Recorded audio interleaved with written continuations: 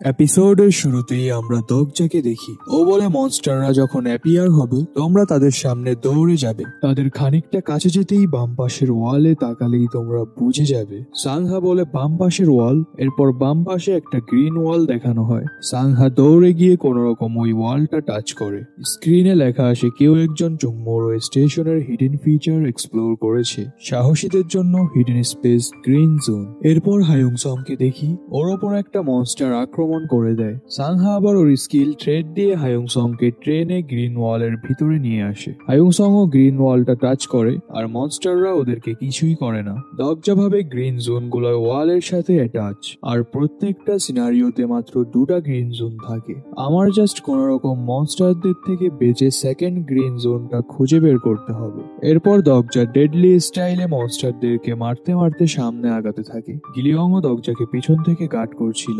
এরপর আমরা গ্রিন জোনে থাকা একটা ছেলেকে দেখতে পাই। ডোকাবি ওর কাছে গিয়ে বলে, তোমাকে এভাবে দাঁড়িয়ে থাকতে দেখে আমার ভালো লাগছে না। এটা বলেই একটা চুটকি বাজায়। সাথে সাথেই স্ক্রিনে লেখা আসে সিনারিওতে একটা এক্সট্রা পেনাল্টি অ্যাড করা হয়েছে। সিনারিওতে থাকা কিছু গ্রিন জোনকে ডিসেবল করে দেওয়া হলো। গ্রিন জোন ডিসেবল হওয়ার সাথে সাথেই মনস্টাররা ছেলেটার উপর ঝাঁপিয়ে পড়ে। ছেলেটা বাঁচার জন্য চিৎকার করে, কিন্তু কোনো লাভ হয় না। অপরদিকে দগজাদের ওখানেও কিছু মনস্টার চলে আসে। ও তাদেরকে মারতে মারতে গিলিয়ংকে পিছনে খেয়াল রাখতে বলে। গিলিয়ং বলে, ভাইয়া। দগজা বলে, কি বলবে ফার্স্ট বলো। গিলিয়ং বলে, আপনি আমাকে এখানে রেখে চলে যেতে পারেন। দগজা বলে, কি এসব কি বলছো তুমি? গিলিয়ং বলে, আপনি যদি একা থাকতেন তাহলে আপনি সহজেই বেঁচে থাকতে পারতেন, তাহলে কেন আপনি এত বিপদ মাথায় নিয়ে আমাদেরকে সাহায্য করছেন? দগজা ওর দিকে তাকায় আর ভাবে, হনেস্টলি বলতে গেলে আমি নিজেও জানি না যে আমি কেন তাদের জন্য এতটা রিস্ক নিচ্ছি। এরপর একটা পাওয়ারফুল অ্যাটাক স্কিল ইউজ করে বলে, তোমার কথাও ঠিক, আমি একা থাকলে হয়তো এতটা পেইন নিতে হতো না আমার, কিন্তু আমি একটা প্লট বেসড নোবেল সম্পর্কে জানি যেটার স্টোরি পুরোপুরি ধ্বংস হয়ে গেছে। আর আমি কোনো হিরো না, আবার মেইন ক্যারেক্টারও না, কিন্তু আমি তোমাকে এভাবে মরতে দিতে পারি না। অন্তত আজকের জন্য হলেও তোমাকে বেঁচে থাকতে হবে। গিলিয়ং, শক্ত করে ধরো আমাকে। এটা বলেই 1 নং বুকমার্ক স্কিল অ্যাক্টিভেট করে আর ওখানে থাকা মনস্টারদের উপর রাশ করে দেয়। এরপর একটা একটা করে মনস্টারদেরকে মারতে থাকে, কিন্তু যতই মনস্টার মারছিল ততই আরো প্রকট হচ্ছিল। এতে দগজা চিন্তিত হয়ে যায়। হঠাৎ দগজা সামনে দেখে আর বলে, ফাইনালি পেয়েছি। এটা বলেই সেকেন্ড গ্রিন ওয়ালটা ধরার জন্য জাম্প করে, কিন্তু ওখানে কিছু একটা দেখে ও চমকে যায়। ও দেখে ওই গ্রিন জোনটায় অলরেডি জংহিউক দাঁড়িয়ে ছিল। জংহিউক দগজাকে দেখে ডেভিল লুক দেয় আর বোঝায় ওর আশেপাশেও না ঘেঁষতে। দগজা ওর কাছে গিয়ে বলে, তুমি কি অন্য কোথাও যেতে পারো না? ইভেন তোমার আত্মরক্ষার জন্য তো গ্রিন জোনেরও প্রয়োজন নেই। জংহিউক বলে, আমি এখন ডেঞ্জারে আছি, কারণ আমি মনস্টারদের মারতে মারতে ক্লান্ত হয়ে পড়েছি। দগজা বলে, ড্যাম ইট, ও এই জায়গার কথা কিভাবে জানলো? আমি তো ভেবেছিলাম হিডেন গ্রিন ওয়াল সম্পর্কে শুধুমাত্র আমিই জানি। গিলিয়ং আবার জংহিউককে কিলিং ইন্টেন্স নিয়ে দেখে। জংহিউকও ওকে দেখে। দগজা বলে, ছেলেটাকে গ্রিন জোনে নাও, ও বাইরে থাকলে সার্ভাইভ করতে পারবে না। জংহিউক বলে, ঠিক আছে তাও। দগজা গিলিয়ংকে গ্রিন জোনে পাঠিয়ে দেয় আর নিজে বাহিরে থেকে মনস্টারদের সাথে লড়াই করতে থাকে। গিলিয়ং ভাইয়া বলে দগজার কাছে ছুটে যেতে চায়, কিন্তু জংহিউক ওকে ধরে রাখে। জংহিউক মনে মনে দগজার উদ্দেশ্যে বলে, আমি তোমাকে বলেছিলাম তুমি মারা পড়বে, এখন মরো। দগজা এটা শুনে হালকা স্মাইল দেয় আর জংহিউকের উদ্দেশ্যে বলে, আমি মোটেও মরছি না। আমরা দেখি দগজাকে চারিদিক দিয়ে মনস্টাররা ঘিরে ফেলে। গিলিয়ং চিৎকার করে বলে, ভাইয়া। জংহিউক সামনে কিছু একটা দেখে আর ভাবে এটা কিভাবে সম্ভব। ও এই মাত্র এটা কি করলো? ও মনস্টারদের মাঝে ঘিরে যাওয়ার সময় মুখে ওটা কি নিল?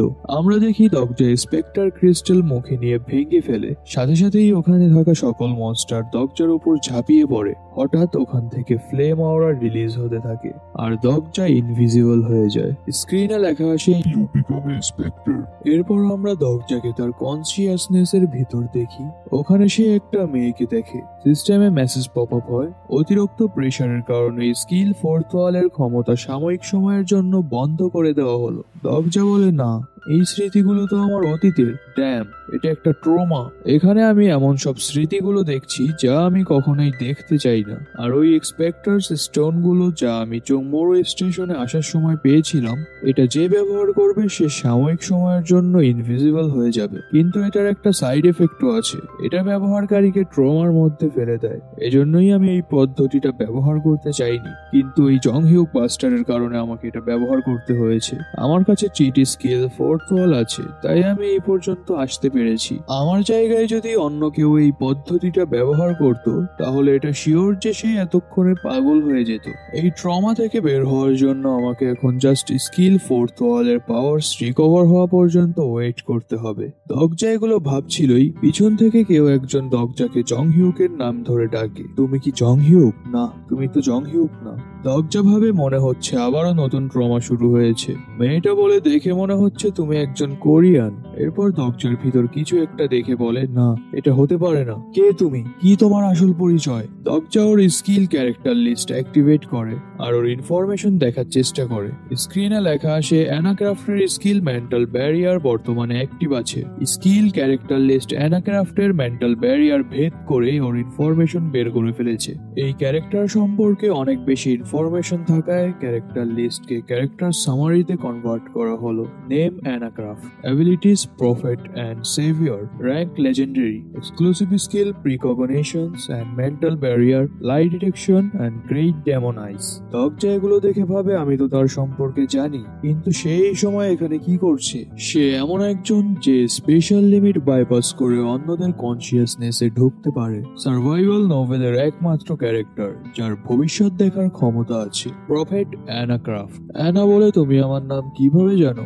দগজা বলে, আমিও একজন প্রফেট। স্ক্রিনে লেখা আসে, ক্যারেক্টার অ্যানাক্রাফটের স্কিল লাই ডিটেকশন এটা কনফার্ম করেছে যে আপনি মিথ্যা কথা বলছেন। দগজা বলে, ওহ, যেমনটা ভেবেছিলাম, একজন রিয়েল প্রফেটের ওপর মিথ্যা কথা কাজ করবে না। অ্যানাক্রাফট বলে, তোমার আসল পরিচয় বলো আমাকে, কে তুমি? দগজা ভাবে ফোর্থ ওয়ালের পাওয়ার সাময়িক সময়ের জন্য উইক, তাই সে আমার প্রেজেন্স নোটিস করতে পারছে। এখন আমি কি করতে পারি? এরপর অ্যানাক্রাফটকে বলে, তুমি কি আমার সম্পর্কে না জেনেই এখানে এসেছো? আমি তোমাকে ইথিওসর কোর পাঠিয়েছিলাম, তোমার কি মনে আছে? তুমি কি ওই কোরটার সাহায্যে গ্রেট ডেমন আইস ইমপ্ল্যান্ট করনি? অ্যানাক্রাফট বলে, এটা হতে পারে না। যেই ব্যক্তি ইথিওসরের পরিবর্তে ব্রোকেন ফিট চেয়েছিল ওটা তুমি ছিলে। কি তোমার আসল পরিচয়? আমি এটা জানতে খুবই উৎসুক। এরপর দেখি অ্যানাক্রাফট আস্তে আস্তে ডিসঅ্যাপিয়ার হতে থাকে। স্ক্রিনে লেখা আসে, এক্সক্লুসিভ স্কিল ফোর্থ ওয়ালের পাওয়ার্স রিকভার হচ্ছে। অ্যানাক্রাফট বলে, না, এটা হতে পারে না। আমাকে কেউ কিভাবে কিক আউট করতে পারে? দগজা বলে, সি ইউ সুন বেবি। আবারও কোনো একদিন দেখা হবে আমাদের। আমার জন্য অপোজিট কন্টিনেন্টে অপেক্ষা করো, ওখানেই আমাদের আবারও দেখা হবে। স্ক্রিনে লেখা আসে, এক্সক্লুসিভ স্কিল ফোর্থ ওয়ালের পাওয়ার্স কমপ্লিটলি ফিরে এসেছে আর আপনাকে ওয়েলকাম প্রিজন থেকে বের হওয়ার ইমিউনিটি প্রদান করেছে। দগজা বলে, ড্যাম ইট, আমি জানি না আমি এখানে থাকা অবস্থায় কতটা সময় অতিবাহিত হয়ে গেছে, আর ওই অ্যানাক্রাফটই বা আমার কনসিয়াসনেসে কিভাবে আসলো। যাই হোক, আশা করি বাহিরে সবাই সেফ আছে। সিন শিফট হয়। পরের সিনে আমরা দগজাকে দেখি ওর চোখ খুলতেই সবাই খুশি হয়ে যায়। স্ক্রিনে লেখা আসে, স্কিল পার্মানেন্ট লেভেল 1 অ্যাক্টিভেট করা হলো। সবাই দগজাকে বলে, ফাইনালি আপনি চোখ খুলেছেন। দগজা বলে, সিনারিও কেমন গেল তোমাদের? ওরা বলে, শেষ হয়ে গেছে, আমরা এটা সম্পন্ন করতে পেরেছি। দগজা তার আশেপাশে ডেড বডিজ পড়ে থাকতে দেখে আর বলে, আমরা যে সার্ভাইভ করতে পেরেছি এতে খুশি হওয়ার কিছুই নেই, কারণ আমরা শুধুমাত্র আজকের সিনারিও থেকে সার্ভাইভ করেছি। আজকে তৃতীয় দিন। এটা বলেই উঠে বসে। হায়ংসং বলে, মিস্টার দগজা, আপনার ওঠার দরকার নেই, আপনি তো কাল সারা রাত ঘুমাতে পারেননি। দগজা বলে, এখন কয়টা বাজে? হায়ংসং বলে, এখন প্রায় 8:30 হলো আর সিনারিও শেষ হয়েছে প্রায় আধ ঘন্টা হয়ে গেছে। তো গিলিয়ং কোথায়? এটা বলে সামনে দেখে জংহিউক গিলিয়ংকে কিছু একটা বলছিল। ভালো করে ভেবে দেখো। গিলিয়ং বলে, এখানে আমার ভাবার কিছুই নেই, আমি আপনাকে আগেই বলে দিয়েছি। দগজা ভাবে, ধ্যাত, ওরা কি কথা বলছে আমি কিছুই শুনতে পাচ্ছি না। আমাকে এটা বলো না যে জংহিউক সেজাই এর মাধ্যমে যাকে দেখে অবাক হয়েছিল ওটা গিলিয়ংই ছিল। জংহিউক আবারও বলে, তুমি তাহলে এ ব্যাপারে শিওর যে তুমি আমার টিমে জয়েন হচ্ছ না? গিলিয়ং বলে, হ্যাঁ, আমি শিওর। জংহিউক বলে, তুমি যদি তার সাথে না গিয়ে আমার সাথে যাও তাহলে তুমি আরো বেশি শক্তিশালী হতে পারবে। গিলিয়ং বলে, হ্যাঁ, কিন্তু আমি তাও আপনার সাথে যাব না। এরপর হঠাৎ গিলিয়ং দগজাকে দেখে আর দগজা ভাইয়া বলেই তার দিকে ছুটে যায়। আর জংহিউক ভাবে, নষ্ট করার মতো সময় নেই আমার হাতে, আমাকে দ্রুত আক্রমণ করতে হবে। দগজা ভাবে, কি আক্রমণ? কিসের আক্রমণের কথা বলছো? আমার খুবই টায়ার্ড ফিল হচ্ছে। এটা বলেই দগজা বেহুশ হয়ে যায়। স্ক্রিনে লেখা আসে, ডে 3 শেষ হয়েছে। পরের সিনে আমরা ডোকাবির কথা শুনতে পাই। ও বলছিল, হে, তুমি আর কতক্ষণ এভাবে পড়ে পড়ে ঘুমাবে? দগজা চোখ খুলে। পিছন থেকে হিউন বলে ওঠে, ঘুম ভেঙেছে তাহলে আপনার? আর কতক্ষণ হায়ুংসং এর হাঁটুতে ঘুমাবেন? দগজা বলে, তাই তো বলি, বালিশটার সাইজ এত বড় বড় লাগছে কেন? এটা তো আমাদের মেইন ক্যারেক্টার দবজার ঘোর অপমান। ওই সাংহা বা হিউনের হাঁটুতে মাথা রেখে ঘুমানোর কথা, ওই জায়গায় হায়ুংসং এর হাঁটুতে ঘুমাতে হচ্ছে। ডোকাবি সিলি স্মাইল দিয়ে বলে, যেহেতু তুমি উঠে গেছো তাহলে নাও এগুলা।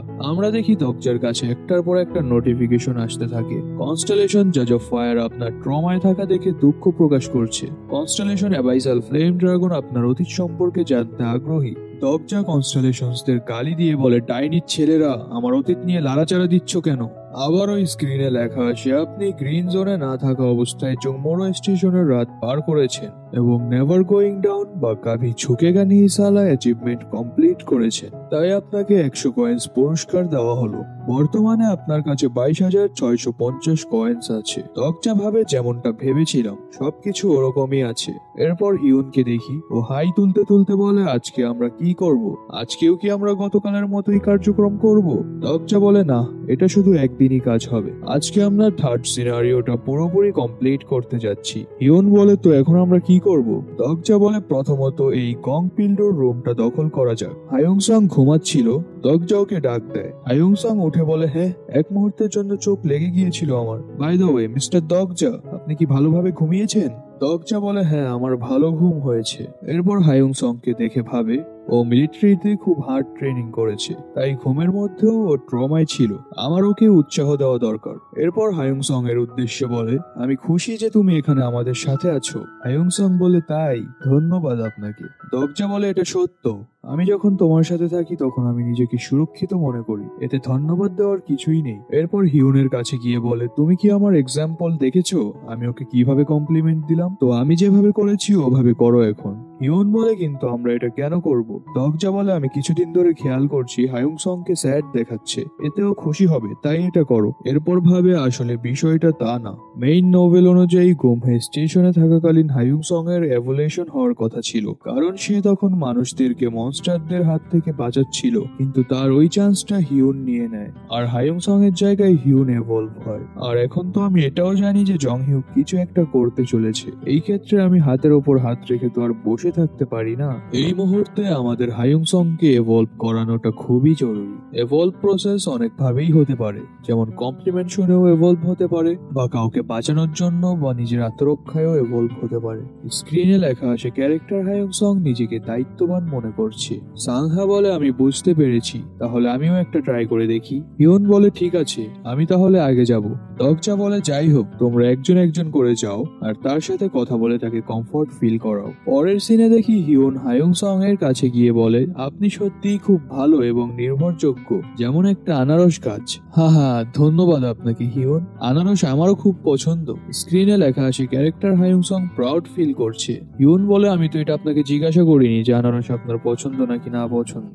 এটা শুনে হায়ুংসং আবার স্যাড হয়ে যায়। দবজা ভাবে, ধ্যাত, সালি একটা কাজও ঠিক মতো করতে পারে না। এরপর সাংহা হায়ুংসং এর কাছে যায় আর বলে, আমার মনে হয় না আমি কখনো আপনার মতো হৃদয়বান ধার্মিক ব্যক্তিকে দেখেছি। হায়ুংসং বলে, এটা সত্য নয়, আপনি এক প্রকার আমার সাথে ফ্লার্ট করছেন। যাই হোক, ধন্যবাদ আপনাকে সাংহা। স্ক্রিনে লেখা আসে, ক্যারেক্টার হায়ুংসং ন্যায় বিচার নিয়ে উদ্বিগ্ন হতে শুরু করেছে। দবজা বলে, ইয়েস সাংহা, আমি জানতাম তুমি এটা পারবে। এরপর কিলিয়ংকে দেখি, ও হায়ুংসং এর কাছে গিয়ে বলে, হায়ুংসং ভাই, আপনার বডি মাসেলসটা কিন্তু সবচেয়ে বেস্ট। হায়ুংসং বলে, থ্যাংক ইউ ছোট।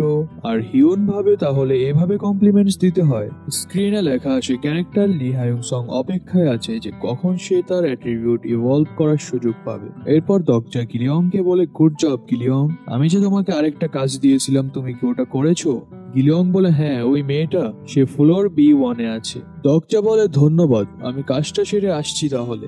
দবজা বলে, এখন সময় হয়ে গেছে অন্যদের স্কিলস চুরি করার। এরপর দবজা ওপরের ফ্লোরে চলে যায়। ওখানকার লোকেরা দবজাকে দেখে বলে, ও, তো তুমি সুস্থ হয়ে আবারও চলে এসেছো। আমি শুনলাম তুমি নাকি কাল রাতে রুম সারাই সার্ভাইভ করেছো। দবজা ওদেরকে পাত্তা না দিয়ে ওখানে থাকা রুমগুলো 1, 2, 3 বলে গুনতে থাকে। লোকেরা আবারও দবজাকে বলে, জংহিউককে ছাড়া সার্ভাইভ করাটা তোমার জন্য হার্ড, তাই না? আমাদের ইউনিয়ন জয়েন করো। অবশ্য এখানে আমাদের একটা শর্তও আছে, তোমার সাথে থাকা সকল মেয়েকে নিয়ে আমাদের এখানে আসতে হবে। দবজা তো নিজের মতো করে রুম গুনতে থাকে আর বলে, এখানে এখানে তাহলে টোটাল 11টা রুম আছে। পিছন থেকে ল্যান্ডলর্ডের চেলা বলে, হেই তুমি কি আমাকে ইগনোর করছো নাকি? দকজা বলে, আমি তোমার কথা সবই শুনেছি, এ ব্যাপারে আমি ভেবে দেখবো। এরপর ভাবে কালকের সিনারিওতে বেশিরভাগ রুম ডিসঅ্যাপিয়ার হয়ে গেছে, আমার প্ল্যানটা শুরু করার সময় চলে এসেছে। এটা বলে সামনে থাকা এলিভেটরে উঠে ফ্লোর B1 এর দিকে যেতে থাকে। তখনই পিছন থেকে আবার জিহি এসে দরজার উপর তলোয়ার তাক করে আর বলে, বড় ভাই আমি আপনার প্রতি ডিসঅ্যাপয়েন্টেড। দরজা ভাবে, আসলেই তো, ও আমার পিছে কখন আসলো আমি ফিলই করতে পারিনি। আমি শিওর এটা ওর অ্যাক্টিভ স্কিল গোস্ট ওয়ার্ক হবে। জিহি আবার দরজাকে বলে, বড় ভাই আপনি মেবি জানেন যদি আপনি ল্যান্ডলর্ডদের সাথে রুমের ব্যাপারে ডিল করেন তাহলে তারা আপনার সাথে থাকা মেয়েদের সাথে কি করবে? দরজা বলে, হ্যাঁ আমি জানি সেটা, আর তোমার ব্লেডটা আমার কাছ থেকে সরাও, আমি এখানে শুধুমাত্র কথা বলার জন্য এসেছি। জিহি বলে, কি আপনি এখানে আমার সাথে ডিসকাশন করতে এসেছেন? দরজা বলে, হ্যাঁ। তখনই জিহি ওর ফাস্টেস্ট মুভমেন্ট ব্যবহার করে ওখান থেকে গায়েব হয়ে যায় আর আন্ডারগ্রাউন্ড এন্ট্রেন্সের ওখানে গিয়ে দাঁড়ায়। এরপর দরজাকে বলে, আপনি কোন বিষয়ে কথা বলতে চান বলেন আমাকে। দরজা বলে, তুমি খুবই ফাস্ট, কিন্তু তুমি ওখানে গিয়ে দাঁড়ালে কেন? জিহি বলে, মাস্টার আমাকে বলেছেন যে এই জায়গাটা প্রোটেক্ট করতে, তো এই জায়গাটার কাছে আসার চেষ্টাও করবেন না। দরজা ভাবে জং হিউক আবার ওই রাস্তাটা বেছে নিল না তো, আমার যা করার দ্রুত করতে হবে। এরপর জিহিকে বলে, আমি এখানে এসেছি কারণ আমি তোমার হেল্প চাই। জিহি বলে, আমার হেল্প? দরজা বলে, হ্যাঁ, আমি আজকে গং বিল্ডর গ্রুপকে ভ্যানিশ করার পরিকল্পনা করছি। জিহি অবাক হয়ে বলে, আসলেই? স্ক্রিনে লেখা আসে ক্যারেক্টার জিহি সম্পর্কে আপনার ধারণা বৃদ্ধি পেয়েছে। দরজা মনে মনে বলে, ইয়েস, এটাই তো চাচ্ছিলাম আমি। এরপর ওদের মাঝে কি কথাবার্তা হয় তা আমাদের দেখানো হয় না, সিন শিফট হয়। হিউন দরজাকে বলে, আপনার কি মনে হয় সে আমাদের সাহায্য করবে? দরজা বলে, এটা বলাটা হার্ড, কারণ সে এমন ভাব করে যেন সে খুব নিষ্ঠুর। এরপর আমাদেরকে দরজার সাথে জিহির কথোপকথন দেখানো হয়। দরজা বলছিল, তুমি যদি সাহায্য না করো তাহলে এখানে থাকা বেশিরভাগ লোকেরা মারা যাবে। জিহি বলে, তাতে আমার কি, এমনিতেও তারা সবাই মারা যাবে। দরজা বলে, এটা কি তোমাকে জং হিউক বলেছে? যাই হোক, আমি সাবওয়েতে থাকাকালীন তোমার সিনারিও ক্লিয়ারিং এর ভিডিওতে দেখেছিলাম, ওটা ওই ভিডিওটাই ছিল যখন তুমি বাঁচার জন্য তোমার বেস্ট ফ্রেন্ডকে হত্যা করছিলে, কিন্তু তুমিটা মোটেও করতে চাওনি। জিহি রেগে কাঁপতে কাঁপতে বলে, থামো, তুমি কিছুই জানো না এসব সম্পর্কে। দরজা বলে, অফকোর্স আমি কিছুই জানি না, আমি তো শুধুমাত্র নিজের সাথেই কথা বলছি। তুমি যদি আজকে আমাদের সাহায্য না করো তাহলে এরপর যা হবে তার জন্য তুমি সারা জীবন রিগ্রেট করবে। সিন আবারও বর্তমানে শিফট হয়। দরজা ওর ফোনে টাইম দেখে বলে, 7টা বেজে গেছে, আজকের সিনারিওটা কালকের চেয়েও বেশি হার্ড হবে, তোমরা সবাই কি প্রস্তুত? ওরা বলে, হ্যাঁ, তাহলে চলো সবাই, আমরা আমাদের প্ল্যান অনুযায়ী কাজ করব।